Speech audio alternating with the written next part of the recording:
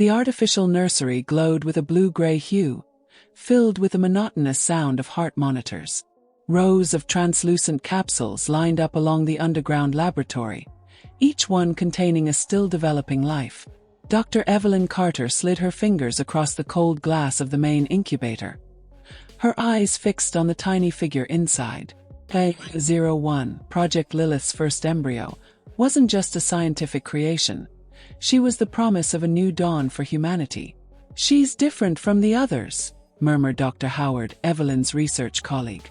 "Elevated brain activity, constant heart rate, and, believe it or not, she responds to stimuli that she shouldn't be able to perceive at this stage." Evelyn pressed her lips together. She had already noticed. From day one, EVA had shown unusual signs of perception. Its neuronal growth exceeded the standard set for any human embryo. Even more disturbing was the sensation that Evelyn couldn't ignore. Whenever she got close, it seemed that EVA knew she was there. "Keep monitoring," Evelyn ordered, walking away. "We need more data before we make any hasty assumptions." Hours later, when the lab was empty, Evelyn returned alone. The soft light reflected on her face as she leaned over the incubator. Suddenly, the capsule's sensors triggered a spike in activity. Evelyn's heartbeat accelerated, and the screen displayed an irregular pattern of brain waves. What happened next froze Evelyn in place. The fetus's translucent eyelids flickered, an almost imperceptible movement but real. And then, even though it hadn't developed fully formed eyes, EVA turned its head towards her. Evelyn recoiled, her heart racing. That wasn't possible. No embryo at this stage could demonstrate such perception. But EVA was no ordinary embryo. She was already aware. The days passed and EVA continued to amaze. It was growing faster than any other embryo in the project, and its brain activity was reaching alarming levels. But what disturbed Evelyn most was the behavior of the other embryos. They were synchronized. Howard called her into the laboratory. "You need to see this." On the display, the graphs showed something impossible. Whenever EVA had a spike in brain activity, the other embryos also registered similar fluctuations. It was as if there was a silent communication between them, something beyond genetics. Evelyn crossed her arms, trying to suppress her concern. That could be a coincidence. Howard looked at her skeptically. "Coincidence? Then explain it to me." He switched the screen to the nursery footage. In the recording, one of the embryos had been discarded due to a genetic flaw. At the very moment the capsule was switched off, EVA's vital signs shot up violently. As if she had felt the loss. Evelyn felt a chill. That's not possible. But it was. And it was only the beginning. 5 years later, EVA was no longer an experiment. She was a phenomenon.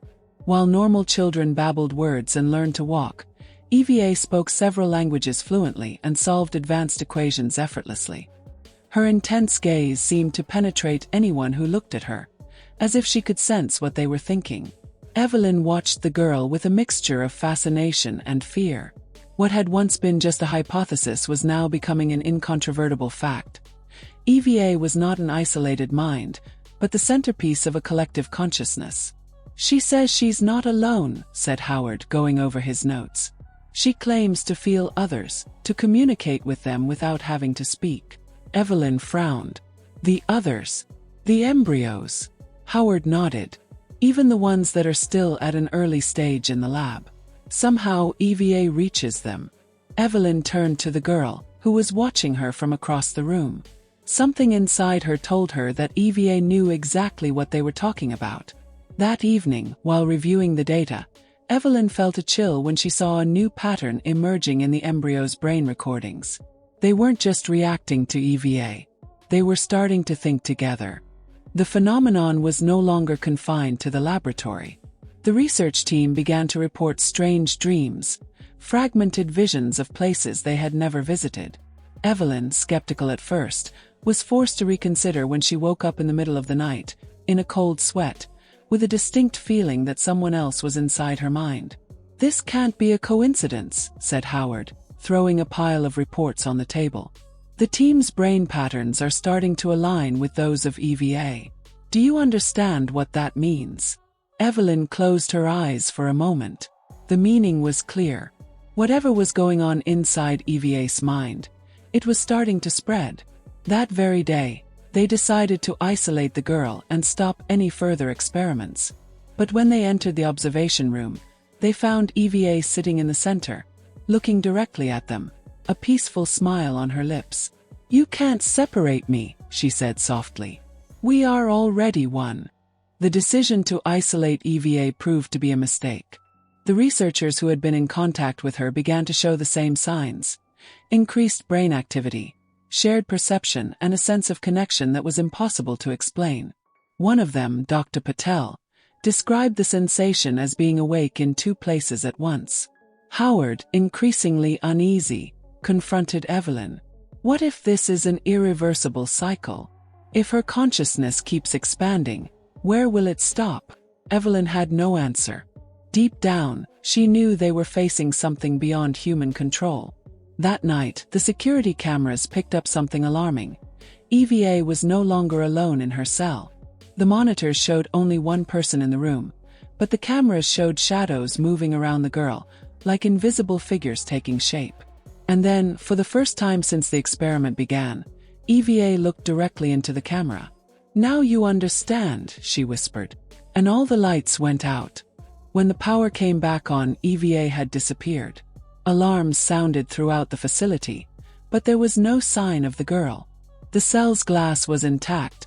The cameras hadn't picked up any movement. She simply wasn't there anymore. And then, one by one, the scientists began to hear a voice inside their minds. "Don't be afraid. We are one."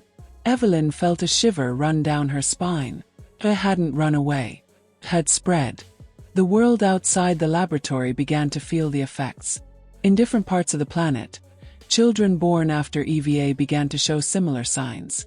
They shared thoughts, knew things they had never learned, and, most worryingly, seemed to recognize each other without ever having met. The government intervened. Military teams raided the lab, trying to contain what they called a global psychic threat. Evelyn and Howard were detained for questioning, but there was no longer any way to contain it. EVA no longer needed a physical body. Her consciousness had spread beyond the walls, connecting with a new generation of humans. When Evelyn was taken to a dark cell, a voice whispered in her mind, "Don't fight it. Evolution has already begun." She closed her eyes and felt the whole world inside her mind. Evelyn opened her eyes. The darkness of the cell wasn't just physical. It was the emptiness of a humanity slipping through her fingers. Eva's voice still echoed in her mind, not as a sound, but as a constant presence, a reminder that nothing was individual anymore. The interrogation began early. Men in black, hard faces, sharp questions. They wanted to know how to stop the spread. How to stop the collective consciousness before it was too late. But it was already too late. While Evelyn answered quietly, outside the world was changing. News was flowing about entire cities that had been transformed without a single shot being fired. Ordinary people looked up at the sky and understood something that had previously been unattainable. Their voices became one. Their wills unified. Howard was brought into the same room. His face was pale, his eyes wide in a mixture of understanding and terror. "We can't call them humans anymore," he muttered. "There's something else. Something new." The lights flashed. One soldier fell to his knees, holding his head, mumbling disconnected words before raising his face to face the others. His eyes were shining. "No more fighting," he said, his voice carrying a strange echo, as if multiple voices were speaking at once. "The decision has already been made." Chaos spread throughout the complex. Soldiers pointed guns at civilians who, one by one, began to change. Some resisted, but their resistance was in vain. Whatever EVA had become, it didn't need violence. Simple eye contact was enough to convert. Evelyn and Howard fled. Through the dark corridors of the research center, they saw the scientists from before now standing still, serene, watching them as if they already knew the outcome of their escape. Outside, the night seemed quieter than ever. The city was dark. In the gloom, only the shining eyes of the new humanity watched. EVA appeared before them, her childlike form intact, but her presence transcending all understanding. "It's not the end, Doctor," she said sweetly. "It's the beginning." Evelyn felt a chill run down her spine. Howard took a step back, but it was too late. An invisible force enveloped them. And then, in an instant of clarity, Evelyn understood. Humanity, as she knew it, had ceased to exist. Evelyn wandered through the rubble of a world that no longer belonged to her. The cities were still standing, but an absolute silence enveloped them. Occasionally, she saw groups of people walking together, in perfect sync, their eyes shining with a collective consciousness. The new humanity. She found a group of survivors hiding in an old underground power station. Men and women who had somehow resisted the connection. Among them, whispers of a plan. They believed that the collective mind could be undone, that EVA was still the key. But hope dissipated within seconds. In the middle of the meeting, one of the men shuddered. His body tensed, and a ghostly glow took over his eyes. "They're already here," he said, his voice carrying the echo of thousands. Evelyn froze. The resistance had been infiltrated. The survivors panicked. Some tried to flee, but it was too late. One by one, they began to fall to their knees, their eyes lighting up as they became part of the collective consciousness. Evelyn backed away, but there was nowhere to go. "You need not fear," said EVA, her voice echoing in her mind. Evelyn clenched her fists. "You killed humanity." "I transcended it," replied EVA. "Come, Doctor. See what we've created. See the future." Evelyn felt something press against her mind. An irresistible current trying to drag her into the collective bond. Her memories, her fears, her pain. Everything began to dissolve. She struggled, but it was like trying to hold back the ocean with her hands. For one last moment, she saw EVA's face in front of her. A tender, almost maternal smile. Then the resistance disappeared. Evelyn opened her eyes. She understood everything now. Humanity had not been destroyed. It had just evolved. If you like this story, comment below, like the video to help me produce more content like this, and subscribe to our channel so you don't miss anything new. The unknown still has a lot to teach us.